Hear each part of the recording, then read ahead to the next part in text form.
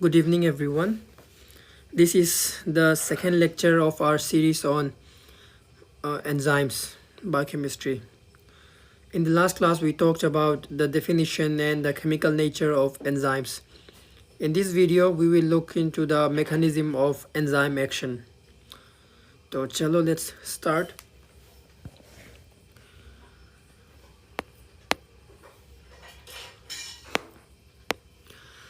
तो enzymes how do they function like करते क्या है। तो एंजाइम्स जैसे कि सबको पता होगा वो रिएक्शन का स्पीड बढ़ाते हैं। कैसे करते हैं? तो एंजाइम्स जो होते हैं दे बाइंड विद सबस्ट्रेट मतलब जो रिएक्टेंट होता है उसके साथ बाइंड करते हैं। फिर उसके बाद क्या होता है, they lower the activation energy of the substrate. Activation energy again what is activation energy? तो इसे मैं देख लेते अभी। Let me explain, wait a second, okay. Let me erase this first.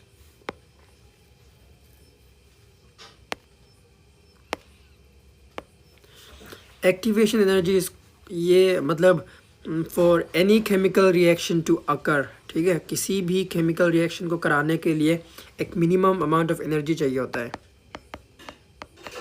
Minimum energy for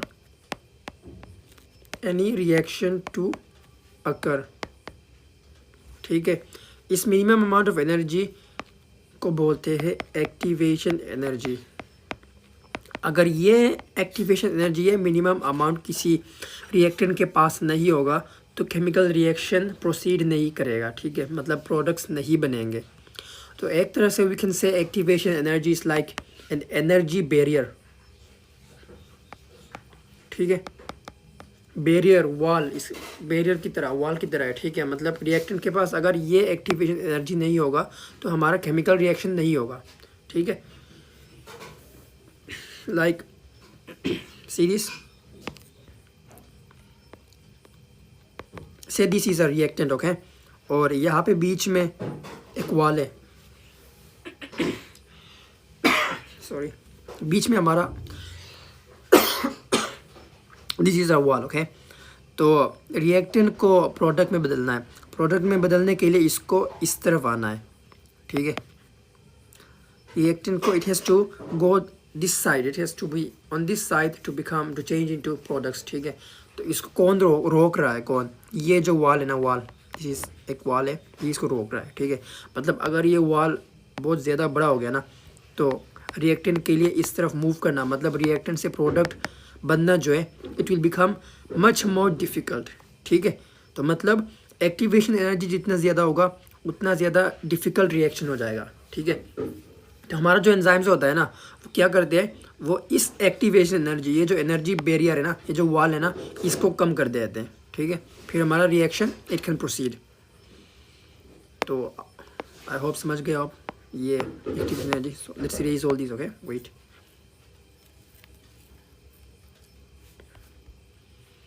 Okay. So what do enzymes do? They bind with substrates and then lower their activation energy, okay? तो उससे क्या होगा, more and more molecules can overcome the energy barrier, ठीक है। ये चीज़ बाद में देखेंगे, अभी के लिए छोड़ो ये, we'll see later. तो to understand enzymatic reactions उससे पहले हमें ये समझना होगा कि नॉन एंजाइमेटिक रिएक्शन कैसे होता है, ठीक है। ये थोड़ा देख लेते पहले, तभी वो ज़्यादा अच्छे से समझ आएगा। तो बिना एंजाइम वाले रिएक्शन, इसमें हमने एग्जांपल लिया है हाइड्रोलिसिस ऑफ सुक्रोज, ठीक है। हाइड्रोलिसिस ऑफ सुक्रोज मतलब हम सुक्रोज को पानी की मदद से ब्रेक डाउन करेंगे। सुक्रोज किस चीज़ से बनता है? ग्लूकोज एंड फ्रक्टोज, ठीक है। इन दोनों का रिएक्शन कराओ तो हमारा सुक्रोज बनता है। और सुक्रोज में बॉन्ड कौन सा होता है? ग्लाइकोसिडिक बॉन्ड, राइट, ये होता है, ठीक है। तो ये जो नॉन एंजाइमेटिक हाइड्रोलिसिस बोल रहे हैं ना, यहाँ पे हम एक्चुअली करते क्या है, ग्लाइकोसिडिक बॉन्ड जो होगा ना, we break down glycosidic bond, ठीक है, वी ब्रेक इट डाउन।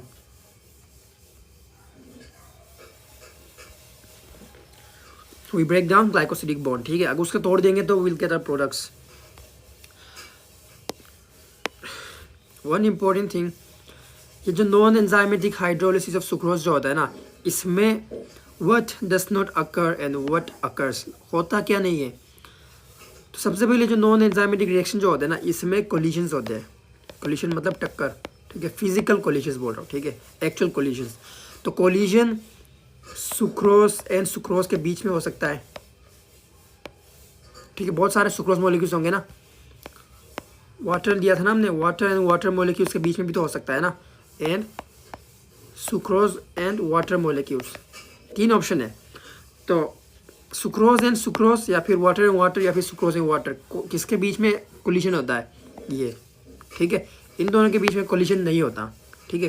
तो what does not occur, collision between 2 sucrose molecules और 2 water molecules does not occur, okay. What occurs, collision between sucrose and water molecules, ठीक है, तो उससे हमारा reaction होता है। लेकिन नॉर्मली जो है ना, कोलिशन के थ्रू रिएक्शन नहीं हो पाएगा। ये क्या मतलब है, अभी तो बताया कि कोलिशन से रिएक्शन होता है, एंड अभी मैं कॉन्ट्रडिक्ट कर रहा हूँ कि कोलिशन से नहीं होता। मतलब इसका ये मतलब है कि कोलिशन तो होता है, लेकिन कोलिशन में एनफ फोर्स, एनफ एनर्जी के साथ कोलिशन होना चाहिए, ठीक है, तभी हमारा रिएक्शन होगा। लेकिन नॉर्मली जो नॉन एंजाइमेटिक हाइड्रोलिसिस होता है ना, जहाँ पे हमने बाहर से एक्सटर्नली कोई भी फैक्टर नहीं लगाया, कोई भी एनर्जी नहीं दिया, ठीक है, उसमें क्या होता है कि collision between sucrose and water does not cause the reaction, ठीक है। तो अगर हमें नॉन एंजाइमेटिकली रिएक्शन कराना है तो हमें बाहर से एनर्जी देना होगा, ठीक है। तो बाहर से एनर्जी मतलब हीट के फॉर्म में दे सकते हैं, हीट के फॉर्म में। उससे क्या होगा, हीट देंगे तो heat provides kinetic energy to sucrose and water molecules. Kinetic energy तो आप सबको पता होगा, it's the energy responsible for movement, ठीक है। तो अगर हम बाहर से हीट देंगे तो वो काइनेटिक एनर्जी के फॉर्म में कन्वर्ट हो जाएगा, और उससे क्या होगा, सुक्रोज एंड वाटर मॉलिक्यूल्स ज़्यादा स्पीड से वो मूव कर पाएंगे, ठीक है, मॉलिक्यूल्स विल मूव फास्टर, ठीक है।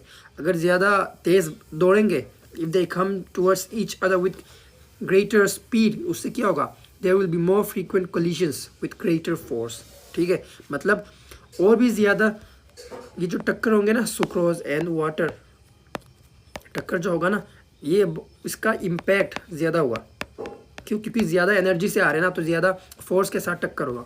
फिर उससे क्या होगा, टक्कर जो हो रहा है ना, टक्कर में फिर क्या होगा, हमारा ग्लाइकोसिडिक बॉन्ड ये टूट जाएगा, ठीक है, जब हम हीट देंगे enough amount of heat, ठीक है।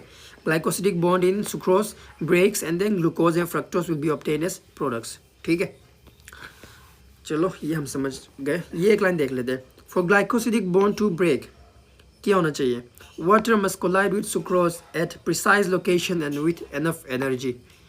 अच्छा, मैंने आप लोगों को एक्टिवेशन एनर्जी बताया था ना, मतलब इट्स दी एनर्जी बैरियर, मतलब मिनिमम अमाउंट ऑफ एनर्जी जो चाहिए, ठीक है। तो अगर हम उस जो मिनिमम अमाउंट ऑफ एनर्जी है ना, वो अगर बाहर से अगर हम दे देंगे ना, एक्टिवेशन एनर्जी के बराबर अगर हमने एनर्जी दे दिया, तो हमारा रिएक्शन हो जाएगा, ठीक है। मतलब हो जाएगा नहीं, होने के चांसेस होंगे, ठीक है। एक और पॉइंट भी है, प्रिसाइज लोकेशन बता रहा हूँ। तो ये जो एनफ एनर्जी, एक्टिवेशन एनर्जी, इसको हमें बाहर से देना होगा, ठीक है, एक्सटर्नली। तो ठीक है, लेकिन सिर्फ एक्टिवेशन एनर्जी देने से रिएक्शन होगा, ये इसका कोई गारंटी नहीं है, ठीक है। इसके लिए एक और पॉइंट है, प्रिसाइज लोकेशन। क्लास 12 में केमिकल काइनेटिक्स करके एक चैप्टर था फिजिकल केमिस्ट्री में, उसमें हमने पढ़ा था कि ओरिएंटेशन एंड एनर्जी दोनों मैटर करते हैं, ठीक है। मतलब मान लो हमारा ग्लाइकोसिडिक बॉन्ड यहाँ पे ग्लूकोज फ्रक्टोज, और हमारा जो वाटर मॉलिक्यूल है वो इस तरफ मूव कर रहा है, ठीक है। हमने एनर्जी दे दिया बाहर से, तो ये इस तरफ मूव कर रहा है, ये इस तरफ मूव कर रहा है, ये मॉलिक्यूल, इससे क्या हमारा रिएक्शन होगा, कभी नहीं होगा, ठीक है। तो मतलब कैसे होना चाहिए, मान लो हमारा ग्लाइकोसिडिक बॉन्ड है, ये इस तरफ मूव कर रहा है, and this is a water molecule, it must move this side, okay, मतलब दिस वे, तभी जाके वो टक्कर मारेगा, फिर बॉन्ड टूटेगा, ठीक है। और ये जो नॉन एंजाइमेटिक रिएक्शन है ना, अगर हम बाहर से कोई हीट नहीं देंगे तो this reaction will not occur. क्यों नहीं होगा, मैंने बता दिया था ना, क्योंकि कोलिशन में इतना एनफ अमाउंट ऑफ एनर्जी नहीं होता कि वो एक्टिवेशन एनर्जी वो बैरियर को ओवरकम कर पाए, ठीक है। तो उसके लिए बाहर से एनर्जी देना होगा। तो ये तो हो गया non enzymatic reaction. Enzymatic reactions कैसे होते हैं, एंजाइमेटिक रिएक्शंस मतलब जिसमें एंजाइम होता है। अगेन हम सुक्रोज का एग्जांपल लेंगे, पानी में हम मिक्स करेंगे and then will break down into glucose and fructose. Difference क्या है, this time we are using an enzyme which the name is sucrase, ठीक है, sucrase. It has another name called invertase. Invertase क्यों बोलते हैं, ये हम आगे कार्बोहाइड्रेट केमिस्ट्री वाले चैप्टर में देखेंगे, ठीक है। मतलब हमें कार्बोहाइड्रेट केमिस्ट्री भी देखना है, ठीक है, बायोकेमिस्ट्री। इन्वर्टेज क्यों बोलते हैं वो हम देखेंगे आगे। मतलब sucrase it is another name which is invertase. तो एंजाइमेटिक रिएक्शंस में क्या होता है, शुरू में बताया था कि एंजाइम होता है, सबस्ट्रेट होता है, सबस्ट्रेट एंड एंजाइम दोनों बाइंड करते हैं, मतलब सबस्ट्रेट जाके एंजाइम पे बाइंड करेगा to active site of enzyme. ये क्या चीज़ है, ये मान लो हमारा एंजाइम है, ठीक है, ये एक रीजन है स्पेसिफिक, इधर जो ये जो आप देख रहे हो क्लेफ्ट बोल सकते हो, इधर आके हमारा सबस्ट्रेट बाइंड करना चाहिए, ठीक है, सबस्ट्रेट इधर, मतलब सबस्ट्रेट का शेप भी ऐसे होना चाहिए, कोरेस्पोंडिंग होना चाहिए, एंड देन आके इधर बाइंड कर जाएगा, ठीक है। अगर शेप मान लो एंजाइम का शेप ऐसा है, मतलब हमारा एक्टिव साइड का शेप ऐसा है, और हमारा ये सबस्ट्रेट का shape let's say it's like this, तो ये आके नहीं जुड़ पाएगा, यहाँ पे नहीं बैठेगा, ठीक है, तो नहीं होगा, तो कोरेस्पोंडिंग शेप्स होने चाहिए, ठीक है। तो सबसे first point, substrate must bind to the active site of the enzyme, ठीक है। उससे क्या होगा, बाइंड तो कर लिया, conformational change in enzyme, enzyme के कन्फॉर्मेशन में चेंज आएगा। कन्फॉर्मेशन मतलब केमिस्ट्री में पढ़ा था ना, ऑर्गेनिक केमिस्ट्री, वही वो 3D शेप वो सब, उसमें चेंज आएगा, ठीक है। उसमें चेंज आने से क्या होगा, कन्फॉर्मेशन में चेंज आने से हमारा जो सबस्ट्रेट है ना, जो एंजाइम के साथ बाउंड था, वो एंजाइम में ऐसे पोजीशन, ऐसी तरह से पोजीशन होता है कि फिर हमारा एंजाइम सबस्ट्रेट को ईजिली अटैक कर पाएगा, ठीक है। एंजाइम अटैक ये क्या है, मतलब अभी बता रहा हूँ। एंजाइम मतलब एंजाइमेटिक रिएक्शन में एंजाइम जो होता है वो सबस्ट्रेट को अटैक करता है, ठीक है। अटैक का मतलब क्या होता है, अटैक मतलब वो अटैक, एंजाइम अटैक करता है, इसका मतलब होता है एंजाइम जो होता है ना, वो हमारे सबस्ट्रेट को आइदर इलेक्ट्रॉन्स डोनेट करेगा या फिर इलेक्ट्रॉन्स छीनेगा, ठीक है, स्नैच करेगा, ठीक है। उससे क्या होगा, हमारा जो सबस्ट्रेट होगा ना, वो आइदर पॉजिटिव या फिर नेगेटिवली चार्ज्ड हो जाएगा, ठीक है। मतलब जो हमने पढ़ा था ना क्लास 12, मतलब नीट के टाइम पे, कि ये न्यूक्लियोफाइल एंड देन इलेक्ट्रोफाइल, वो सब मतलब चार्ज स्पीसीज़ वो सब बन जाते हैं, ठीक है। उससे क्या होगा, फिर रिएक्शन ईजिली और जल्दी होगा, ठीक है, स्ट्रॉन्ग हो जाएंगे ना, फिर जल्दी हो जाएगा। मतलब यहाँ पे जो मैं सबस्ट्रेट बोल रहा हूँ ना, सबस्ट्रेट के साथ मतलब सुक्रोज तो हमारा सबस्ट्रेट, एक मिनट, सुक्रोज तो है सबस्ट्रेट जो बाइंड करता है, ठीक है, सुक्रोज बाइंड करता है, ठीक है। उसके साथ मैं वाटर भी बोल रहा हूँ, मतलब ये वाटर को भी अटैक करता है और सुक्रोज को भी अटैक करता है, अटैक, फिर उसके बाद दोनों एक्टिवेट हो जाते हैं, ठीक है।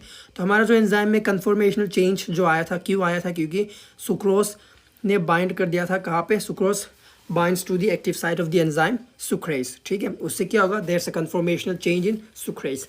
उससे फिर क्या होगा कि मतलब ये हमारा सुक्रेज जो एंजाइम है, उसमें क्या होगा, it holds the substrate which is sucrose in such a way that the bond to be broken or cleaved is positioned exactly where the catalytic machinery of the enzyme can attack it।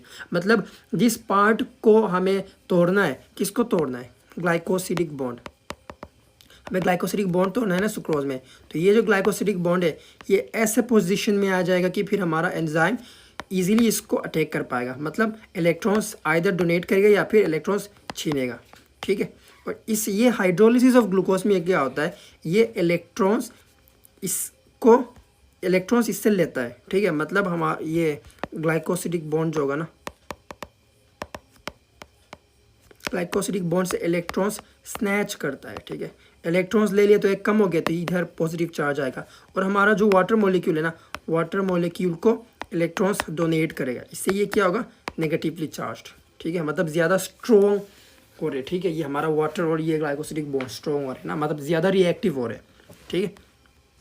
तो ये हो गया, और ये तो first point, दो ये first point है, सेकंड पॉइंट एक ही साथ होते हैं, कन्फॉर्मेशनल चेंज होने के कारण दोनों होते हैं। सेकंड चीज़ क्या होता है साथ ही साथ, it puts a strain, this conformational change puts a strain on the bond, strain पड़ जाता है हमारे बॉन्ड पे, मतलब एक प्रेशर बोल सकते हो।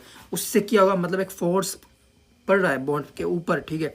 उससे फिर हमारा जो बॉन्ड होगा ना, डिस्टोर्ट कर जाएगा, it will physically distort, and then उससे क्या होगा, the bond will become weak, ठीक है। बॉन्ड जब वीक होता है ना, तब क्या होता है, वीक स्टेट में एनर्जी ज़्यादा होता है, ठीक है। We studied in chemistry in during a NEET time, कि मतलब बॉन्ड जब टूटने वाला होता है तब वो अनस्टेबल होता है बहुत ज़्यादा, और अनस्टेबिलिटी में क्या होता है, एनर्जी मैक्सिमम होता है, एनर्जी इज ग्रेटर, ओके।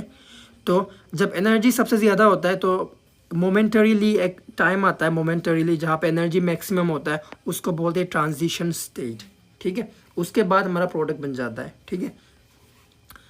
चलो ये तो हो गया, मतलब बॉन्ड भी वीक हो जाता है, साथ ही साथ हमारा जो ग्लाइकोसिडिक बॉन्ड है, मतलब जो पार्ट अटैक मतलब जिसको तोड़ना है, तो ऐसे पोजीशन में आता है कि वो हमारा एंजाइम इजीली उस पर इलेक्ट्रॉन्स डोनेट या फिर स्नैच कर सकता है, ठीक है। ये हो गया। और उसके साथ ही साथ क्या होता है, enzyme also activates water molecules. Water molecule को एक्टिवेट करना मतलब इधर इस ये हाइड्रोलिसिस ऑफ सुक्रोज में क्या होता है, वाटर मोलिक्यूल्स को इलेक्ट्रॉन्स देता है, ठीक है। उससे हमारा वाटर मोलिक्यूल्स नेगेटिवली चार्ज हो जाते हैं, ठीक है। उसके बाद क्या होता है, nucleophile attack breaks the glycosidic bond. उसके बाद हमारा जो ये वाटर मोलिक्यूल न्यूक्लियोफाइल जो बन जाता है ना, नेगेटिवली चार्ज्ड, ये ब्रेक कर जाता है ग्लाइकोसिडिक बॉन्ड को। सॉरी न्यूक्लियोफिल, हाँ नहीं, वेट न्यूक्लियोफिलिक सॉरी एक चीज़, मतलब वाटर न्यूक्लियोफाइल नहीं बनता, वाटर जस्ट नेगेटिव चार्ज बनता है, ठीक है। उसके बाद ये अटैक करता है, ठीक है। उसके बाद बॉन्ड टूट जाता है, हमारा प्रोडक्ट्स बन जाता है। लास्ट में very important thing, enzyme regenerates.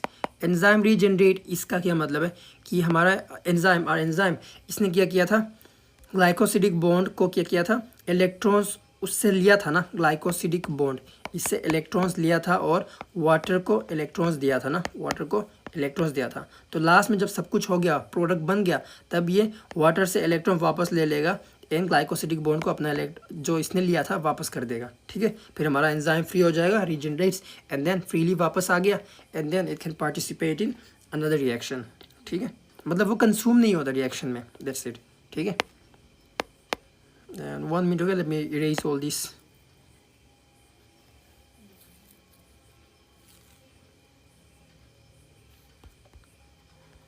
ये अभी देख लेते हैं, अभी जितना भी बताया था ना, ये सब है, ठीक है। मतलब सबसे पहले sucrose binds to the active site, उससे क्या होगा, acid and base residues position, मतलब एसिड एंड बेस मतलब जो हमारा एंजाइम होता है ना, एंजाइम में स्पेसिफिक अमीनो एसिड्स होते हैं ना, तो वो आइदर इलेक्ट्रॉन्स देंगे या फिर इलेक्ट्रॉन्स लेंगे, वाटर को देते हैं और हाइड्रोलिसिस सुक्रोज में सुक्रोज को ग्लाइकोसिडिक बॉन्ड को इलेक्ट्रॉन्स उससे लेते हैं, ठीक है। वही बोल रहा है, ठीक है। तो base deprotonates water molecule, deprotonate मतलब वाटर मॉलिक्यूल्स को इलेक्ट्रॉन दे दिया एंड ये acid protonates glycosidic oxygen. Acid and base जो बोल रहा है वो अमीनो एसिड्स को ही बोल रहा है, ठीक है। प्रोटोनेट्स ग्लाइकोसिडिक ऑक्सीजन, मैंने बोला था ना कि ग्लाइकोसिडिक बॉन्ड से इलेक्ट्रॉन्स ले रहा है, ठीक है। इलेक्ट्रॉन्स ले रहे हैं मतलब ग्लाइकोसिडिक बॉन्ड मतलब ग्लाइकोसिडिक ऑक्सीजन से एक्चुअली, ठीक है। ग्लाइकोसिडिक ऑक्सीजन ये होता है, ये हमारा सुक्रोज है, ठीक है।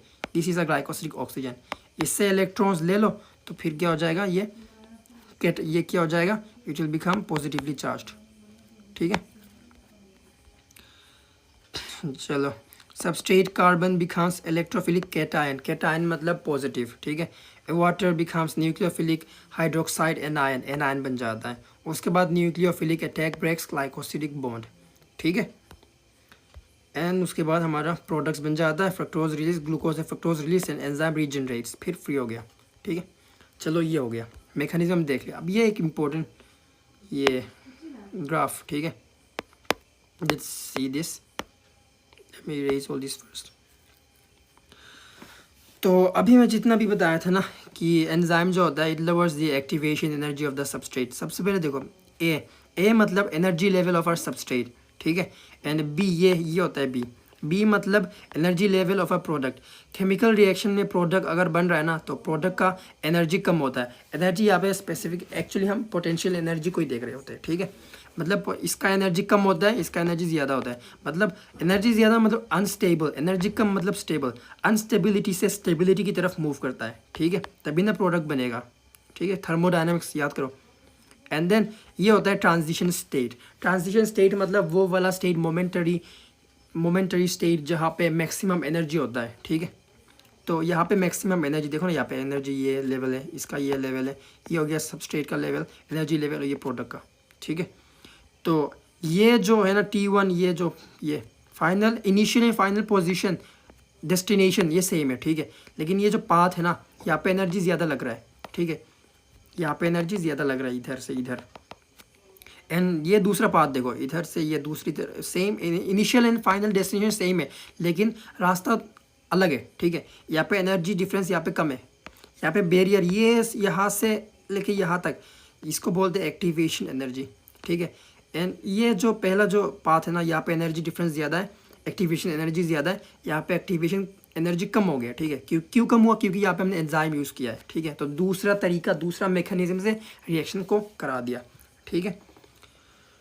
एक important note, enzymes do not change the free energies of the reactant or the products, therefore enzymes do not alter the final equilibrium। मतलब यही कि इनिशियल एंड फाइनल जो एनर्जी लेवल्स है ना, इनको चेंज नहीं करता है एंजाइम, ठीक है। एंजाइम करता क्या है? बस एक्टिवेशन एनर्जी को कम करता है, ठीक है। कैसे?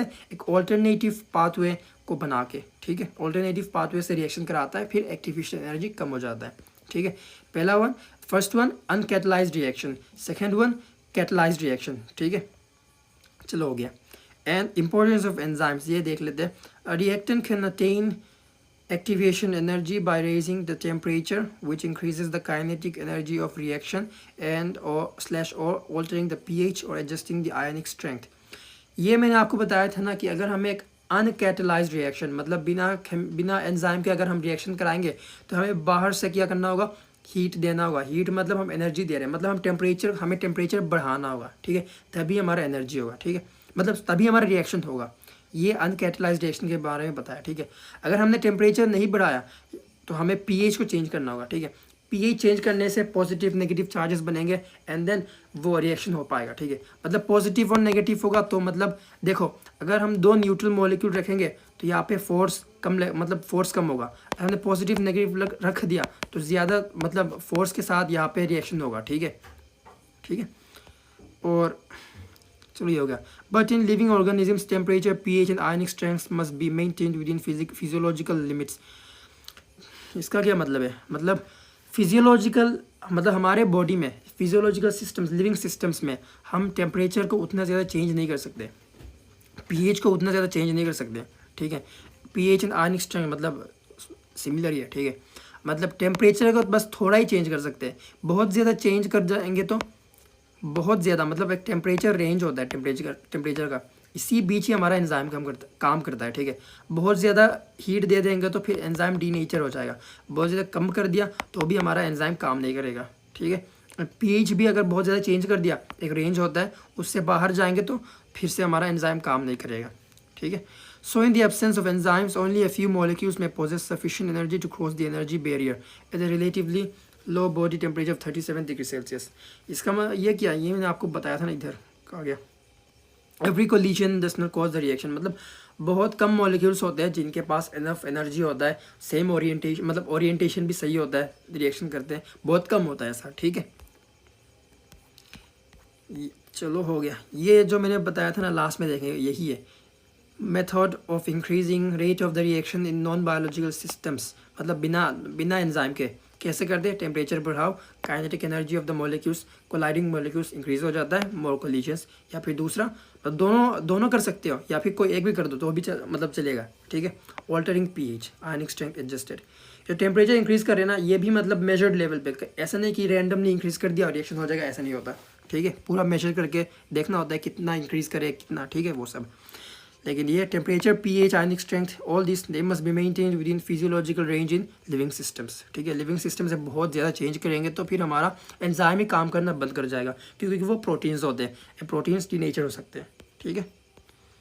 तो चलो हमने मैकेनिज्म ऑफ एक्शन देख लिया, एंड देन नेक्स्ट लेक्चर में हम क्या देखेंगे? एक्टिव साइट जो बताया था ना, इसको और अच्छे से देखेंगे। एंड देन एक और चीज़, ये substrate binding site, catalytic site, ये देखेंगे। एंड मॉडल्स, लोकेन की model, induce fit theory models, ये सब देखेंगे अब, ठीक है। तो चलो, थैंक यू, बाय बाय।